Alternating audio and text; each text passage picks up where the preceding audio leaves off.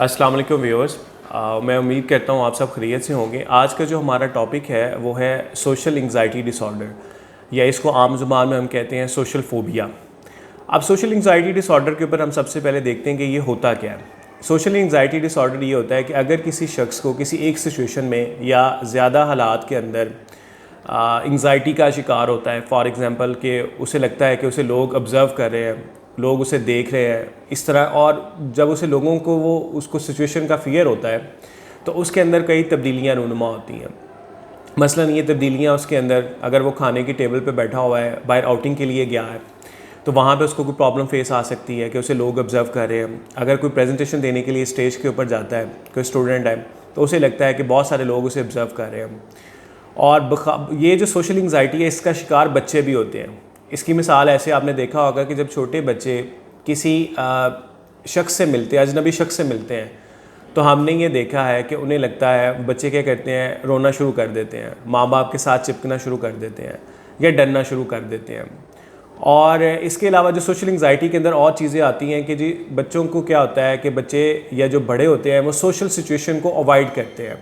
उन्हें eating embarrassment होती है, ड्रिंकिंग एम्बैरसमेंट होती है। और ये जो सारी चीज़ें अगर किसी शख्स के अंदर या बच्चों के अंदर 6 माह तक रहें तो हम कहते हैं कि ये बच्चा या बड़ा जो है सोशल एंग्जाइटी का शिकार है। अब सोशल एंग्जाइटी के अलामत के बारे में तो हमने जान लिया। अब दूसरी चीज़ जो जानना ज़रूरी है सोशल एंग्जाइटी के हवाले से है कि अब सोशल एंग्जाइटी जो हमारे जिस्म के अंदर क्या तब्दीली आती हैं। इसमें सबसे बड़ी जो तब्दीली जो दूसरे लोग भी ऑब्ज़र्व कर सकते हैं कि जो पर्सन का चेहरा है, जो सोशल एंग्जाइटी का शिकार होता है, उसका चेहरा क्या होता है, रेड हो जाता है, उसको पसीना आना शुरू हो जाते हैं, उसकी टांगें कांपना शुरू हो जाती हैं, और साथ ही साथ उसके क्या होता है, पेट में दर्द शुरू हो जाती है। ये जो सारी अलामत हैं, और ये हम क्या कहते हैं, ये जिस्मानी अलामत है सोशल एंग्जाइटी की। अब सोशल एंग्जाइटी का जो ट्रीटमेंट है, अब हम उसकी तरफ आते हैं। जो सोशल एंग्जाइटी का सबसे बड़ी जो चीज़ है, सबसे पहले आपने देखना है कि आपको सपोर्ट ग्रुप की ज़रूरत होती है। सपोर्ट ग्रुप हम उस ग्रुप को कहते हैं जिसमें आपके दोस्त, आपकी फैमिली, आपके क्लास फेलोज़ हो सकते हैं, आपके कोलीग्स हो सकते हैं, जो कि आपको सोशल एंग्जाइटी से बाहर निकलने में सपोर्ट करते हैं। मसलन इसके लिए जब भी वो कोई आप एक्टिविटी के लिए जाते हैं, आपको अप्रिशिएट किया जाता है, आपको हर छोटी छोटी बात को अप्रिशिएट करते हैं कि यू आर डूइंग वेल, आप अच्छा कर रहे हो और आप अच्छा कर सकते हो। सपोर्ट ग्रुप के अलावा ये होता है कि आप जब आपका सेल्फ़ इस्टीम हाई होना चाहिए। आपका सेल्फ़ इस्टीम हाई इस तरह हो सकता है, फॉर एग्ज़ाम्पल कि अगर आपकी ग्रूमिंग अच्छी है, आपने अच्छे कपड़े पहने हुए हैं, जो भी आपके पास रिसोर्सेज अवेलेबल हैं उनमें से आपके पास जो सबसे बेहतरीन चीज़ है, आपने अच्छे तरीके से कपड़े अपने आयरन किए हुए हैं, बाल बनाए हुए हैं, शेव की हुई है, और आपने शूज़ अच्छे तरीके से साफ़ किए हुए हैं, तो ये जो पर्सनल ग्रूमिंग होती है, ये भी आपकी सेल्फ़ इस्टीम को बेहतर करती है। अगर आपका सेल्फ़ इस्टीम अच्छा होगा तो आप सोशल एंग्जाइटी का कम शिकार होंगे। आप जब भी प्रेजेंटेशन देने के लिए जाते हैं तो आपने सबसे पहले जो चीज़ फोकस करनी है वो इस चीज़ पे करनी है कि आपको सबसे ज़्यादा आता है।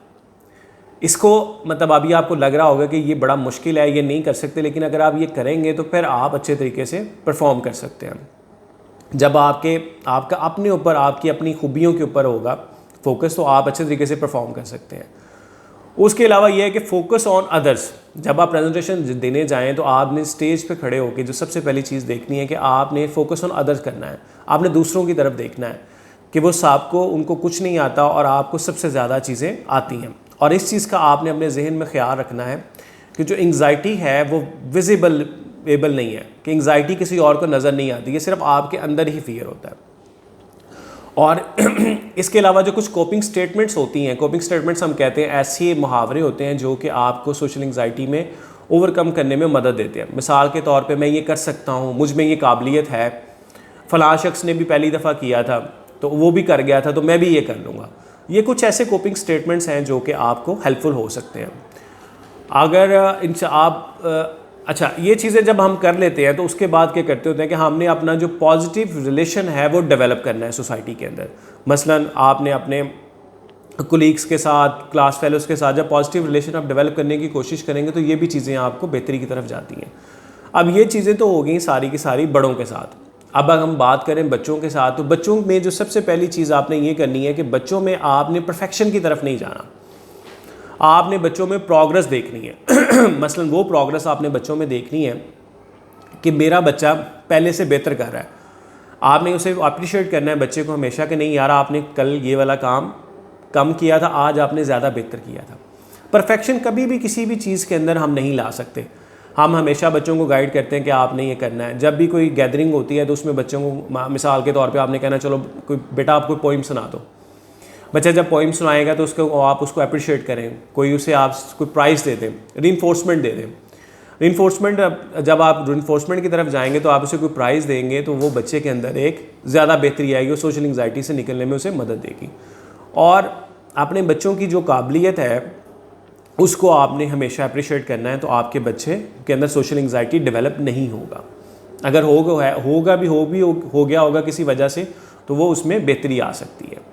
اب یہ جو چیزیں ساری آپ کو بتائی ہیں سوشل انگزائٹی کے حوالے سے، اس کے علاج کے حوالے سے، میں امید کرتا ہوں آپ کو یہ ویڈیو پسند آئی ہوگی۔ انشاءاللہ ہم نیکسٹ ویڈیو کے اندر جو ہے سپریشن انگزائٹی کے اوپر بات کریں گے۔ بچوں کے اندر اور بڑوں کے اندر یہ بھی بہت زیادہ دیکھا جا سکتا ہے۔ شکریہ۔